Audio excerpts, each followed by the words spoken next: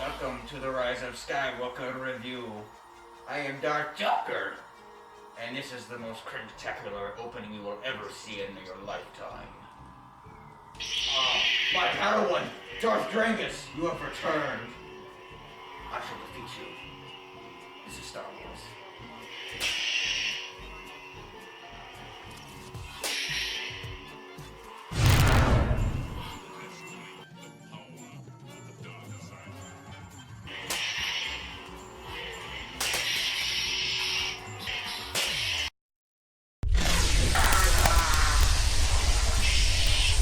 Chancellor Joker, you have been forced.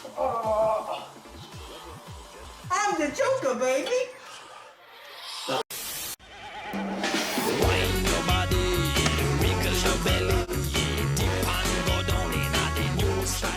Hey guys, welcome to Flicks with Joe. My name is Joe, and I love talking about movies. And before we get started today, I just want to be able to thank God for letting me be alive to talk about a movie so special and so big.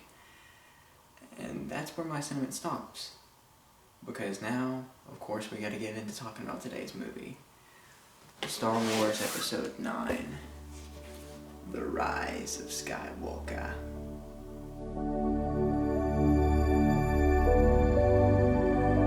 This movie has garnered both bad and good reactions from fans and critics alike. Some critics have even gone on to say it feels like a direct sequel to The Force Awakens, which I don't mind. I actually really love, because I'm more of a casual Star Wars fan, don't kill me. My two favorite Star Wars movies are Return of the Jedi, because Luke's green badass saber, my favorite color, side note, and The Force Awakens. Those are my two favorite Star Wars films. And what I didn't really like about The Last Jedi, that this movie did better, was that it didn't have the right Star Wars vibe, and the cinematography was a little off, as well as the story was a little too slow for a Star Wars film specifically. Anyways, this movie is directed by J.J. Abrams once again, and written by J.J. Abrams and Chris Terrio. It stars Daisy Ridley, Adam Driver, John Boyega, Oscar Isaac, and Ian McDiarmid. The flaws of this movie, not that many in my personal opinion. The biggest and most notable ones are this: it moves a little bit too fast at times, and you don't really get to spend that much time with enough characters, specifically Finn and Jannah. Jannah was a new character that they added in this movie, and without saying too much for right now, she didn't really have that much to do, and her only really good interactions were with Finn, and even those were in small portions throughout this movie. And the same goes for Finn. He didn't really have that much interactions with many of the other characters, and the best interaction he had was with the character of Jannah, and they only really share one great scene together. I just wish Finn's character was a lot more expanded upon and fleshed out for this final chapter in these three movies. But oh well. And that's pretty much where my flaws end for this movie, because this is more of a neutral review. So if you want something more negative, go somewhere else. Okay? Okay. Anyways, the positives go like this. Number 1, Rey and Kylo's relationship in this movie was the best it's been throughout all three films, guys. Like, from the emotional conflict that Rey felt throughout the movie, and how much more relatable it made her feel throughout all three movies, especially in this one, she's the most relatable because of her emotional conflicts. And really, Daisy Ridley just drives it home with her performance as well. She gives an amazing performance in this one, as well as Adam Driver as Kylo Ren. He goes through some emotional conflict towards the end of the movie, and it's so beautifully handled. And the lightsaber duels and the dialogue between the both of them are just so great. Especially a little aspect from The Last Jedi that was used in this movie was done, in my opinion, a little bit better in this film. My second favorite aspect of this movie is Rey, Finn, and Poe finally coming together and going on one big last adventure together.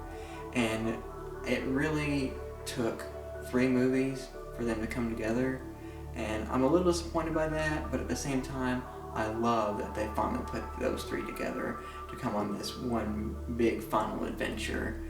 And it wasn't there in The Last Jedi, which it should have been, which would have made this adventure even more impactful. And it wasn't really there in The Force Awakens, even though we had Finn and Rey together and Finn and Poe together. We never had all three of them together. So to see all three of them together in this movie finally was really cool, and the chemistry between them for the screen time that they got in this film was awesome, and one of my favorite aspects of this movie. I loved it. That really added to the classic Star Wars vibe with the three of them as well. My third favorite aspect of this movie has to be the action. The action is actually really well shot and very entertaining. It adds a lot to the entertainment factor of this film, and I enjoyed most of the action throughout it. My fourth and final positive has to be Palpatine. And what makes him work so well is Ian McDiarmid's performance as him. He does such a great job. He still brings that creepiness factor, that threatening factor, and that menacing factor. And all the story beats that they hit with him throughout this film were actually handled pretty decently overall. I enjoyed them enough to where I was entertained, and that's the most positive thing I can say about Palpatine's aspect in this film. Now, moving on to the spoilers, you've been warned. First off, I want to go ahead and talk about Rey as Palpatine's granddaughter. Wow, I didn't see that one coming. I saw that one coming. Star Wars. I'm Star Wars. Nah, nah, nah, nah, nah, nah. Ooh, yeah. Why didn't they do this? Why didn't they do that? Yeah. Why? Yeah. You know what I'm saying. Yeah. I don't know what you're saying. I'm just a casual Star Wars fan, and honestly, Rey being Palpatine's granddaughter was really cool. And it really added a lot of layers to her character and gave her a lot of relatability factor and emotional conflict to go through. And that's why I love it. And especially the finale she shares with Palpatine is really grand and awesome. Just when she's laying on the floor and all the Jedi spirits are speaking to her, and they eventually all form into her spirit and combine into one person through Rey. And she takes Leia and Luke's lightsabers, combines them together, and uses the Force lightning that Palpatine's shooting towards her and reflecting that off of her lightsabers and pushing it back towards him and finally defeating him was great. I loved that.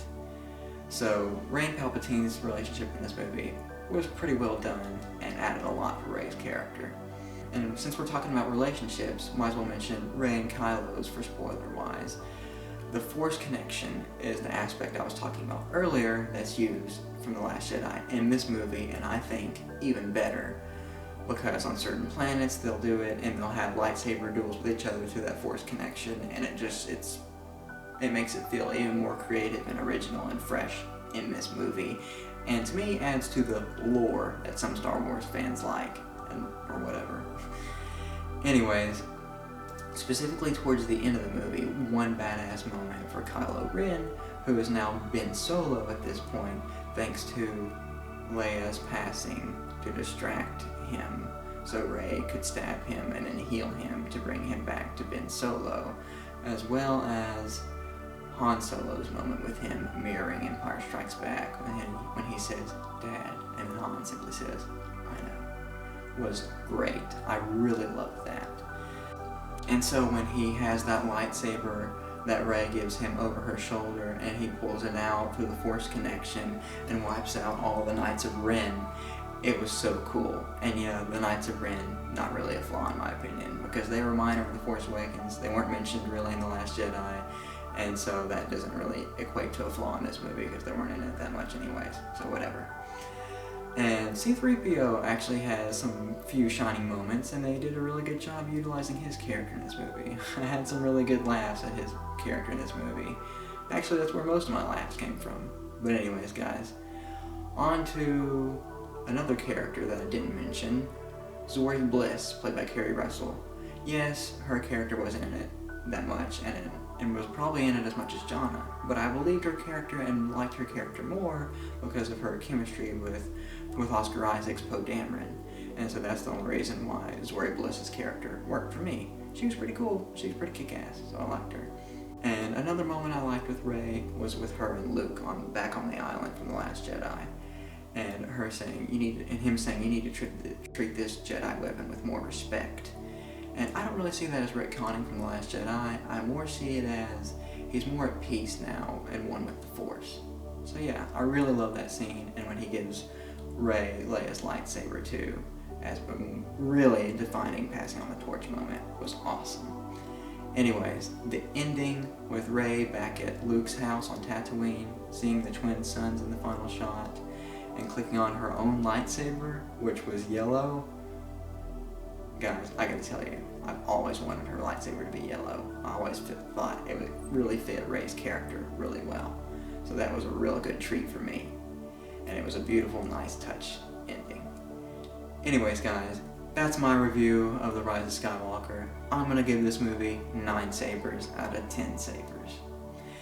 And I'll see you on the next film adventure. Don't forget to like, comment, and subscribe. Savvy.